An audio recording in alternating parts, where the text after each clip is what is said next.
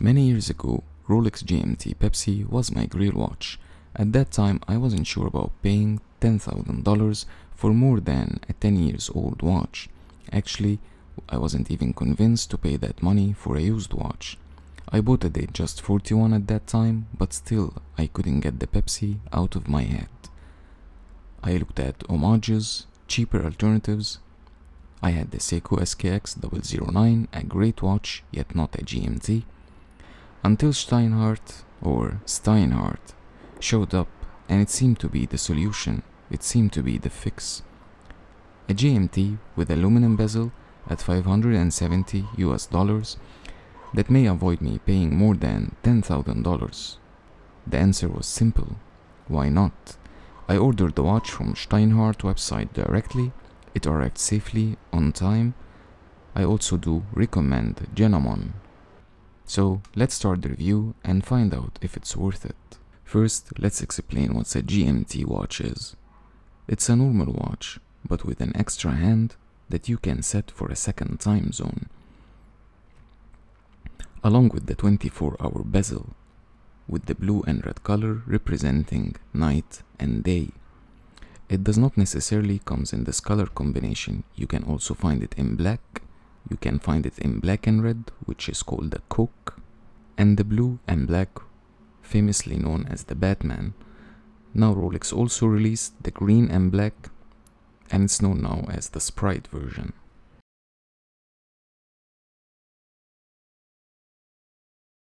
The dial is a matte black dial, which is something I like on diver watches.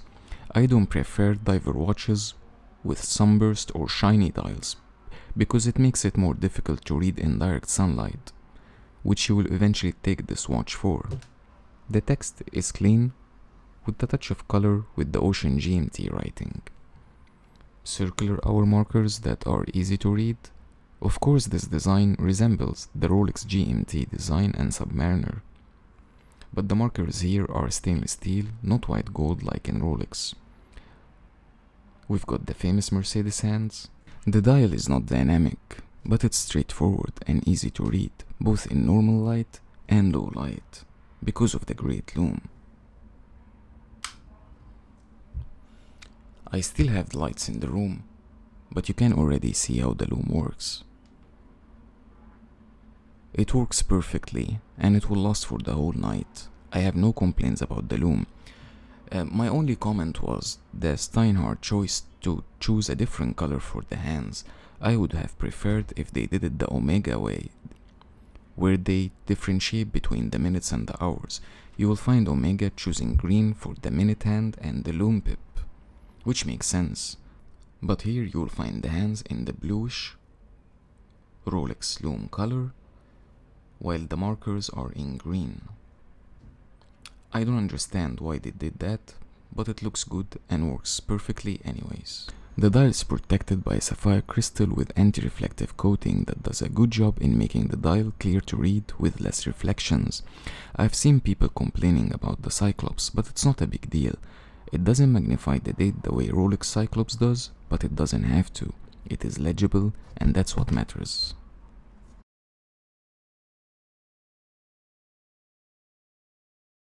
Now let's move to the bracelet. It's beautifully finished, an oyster bracelet that is comfortable and easy to size, fitted with screws on the sides. It's brushed on the top, polished on the side. The clasp is a normal friction clasp, with tight tolerances and no noise at all. Once you put it on your wrist, it's comfortable and you kinda forget it. The watch can also be ordered on a Jubilee bracelet instead, which is also very comfortable, even more comfortable than the oyster option, but it is all brushed, with no polished center links like the Rolex Jubilee. Again, it doesn't have to. But I prefer the polished center links because it makes the Jubilee more special. It helps with the light reflections, making the watch looks more expensive. The only thing I would like to see improved is the clasp. It is very tight and not very easy to open, especially at this step, so I prefer to hold it from the side and not try to open it from here. It's easier this way. However, I do like the polished sides they did here on the clasp, with 4 micro adjustments to make it fit right. What I mostly like about this bracelet is the quality finishing, the polish line on the clasp, and the tight tolerances that I can't find, for example, in Seiko bracelet. It does not feel cheap.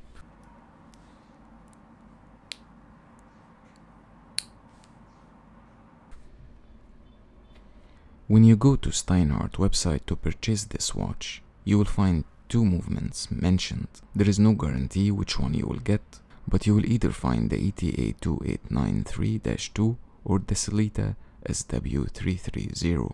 I haven't opened the case back of this watch, so I'm not sure which one is inside. And I didn't need to. Once you screw out the crown, you can start winding the watch, and it's very smooth. You take it out 1 step, moving the crown clockwise. You can then change the GMT hand in hour intervals, counterclockwise, and you can change the date. You pull it out till the end and you can set the time. I don't mind how this movement works because the original Rolex movement, it's the main hour hand that can go in intervals, which makes sense because when you travel, you need to quickly set the time for the new country where you landed. But there is one flaw with this, which is setting the date. You will have to rotate the hour hand for 24 hours to change the date. I prefer the convenience of just pulling the crown and change the date on the go. Why again I didn't need to know which movement is inside the watch? It's because of the accuracy. It is very accurate as my Rolex watch. The GMT hand aligns perfectly, hence no complaints.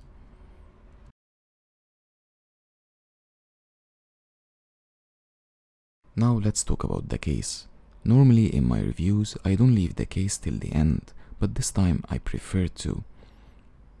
The case and the dial are the most important things to me in any watch, because I can mod other parts very easily.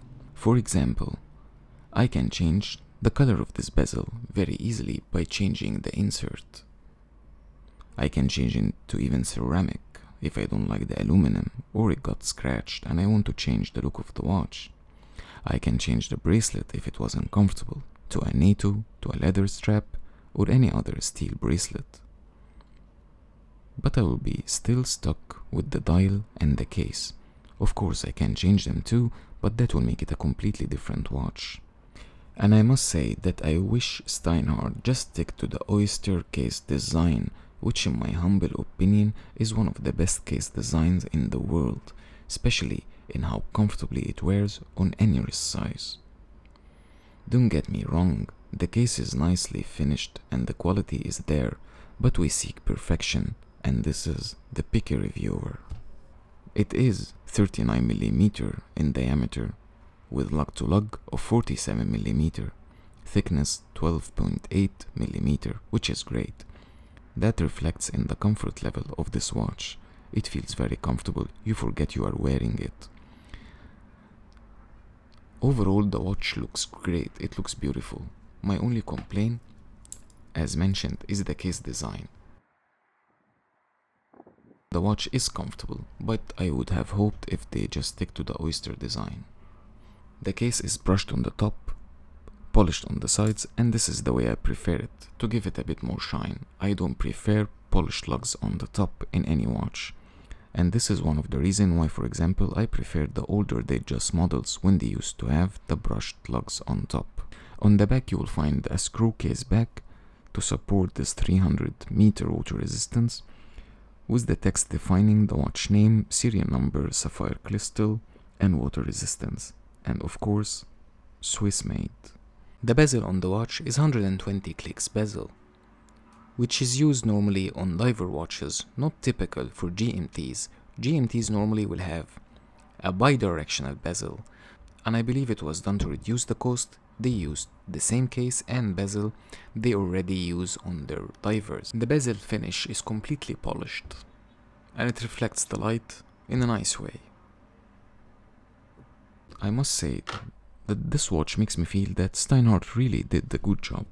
For example, I prefer male end links more than female end links, so I gave it a shot, but after I installed them, they looked very odd, so it made me feel that Steinhart did really try things before they make this release, and this is something I respect.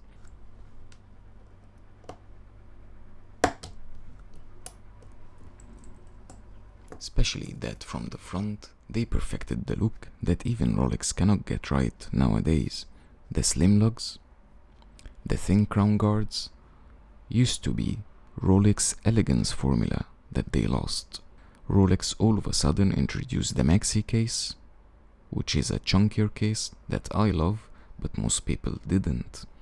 They then tried to fix it, so they slimmed down the lugs, but they bloated out everything else. The case diameter, the insert, and the bracelet, and of course the clasp, which made the watch overall bigger and heavier, in my humble opinion. At the start, Steinhart made this watch in 42mm size and lug-to-lug of 50mm, which of course was a pass for small wrist size guys like me. They realized this and then introduced the 39mm. I was very glad and ordered one with the aluminum bezel. The color of blue and red that Steinhart chose is beautiful, and their choice to go with the modern font was a good move too, so I ordered it, hoping that it will make me no longer desire the Rolex GMT, and it succeeded in a way, not because it is perfect, but because it made me realize how less versatile the Pepsi watch is in general compared to watches with black bezels. It is a fun watch to wear and looks good, but on a jeans and a white t-shirt, this watch looks perfect. Normally I try to match my watch with the clothes I'm wearing, and this watch is just fun. But you cannot wear it every day, and you will find yourself limited with the color choice, if you care about these things. In the end, do I recommend Steinhart? Yes, if you like it, and if you have no issue with the brand, I totally recommend it, because you get quality for the money you pay. You get the 300mm water resistance, you get a great movement, a quality finish. You get a watch that will basically live for years and years to come, and you don't need to worry about it. But does it stand against the giant? That's a question for another episode. Thank you, stay safe, I hope you enjoyed the video. Let me know if you have any questions, leave it in the comment and I will make sure to reply in a timely manner.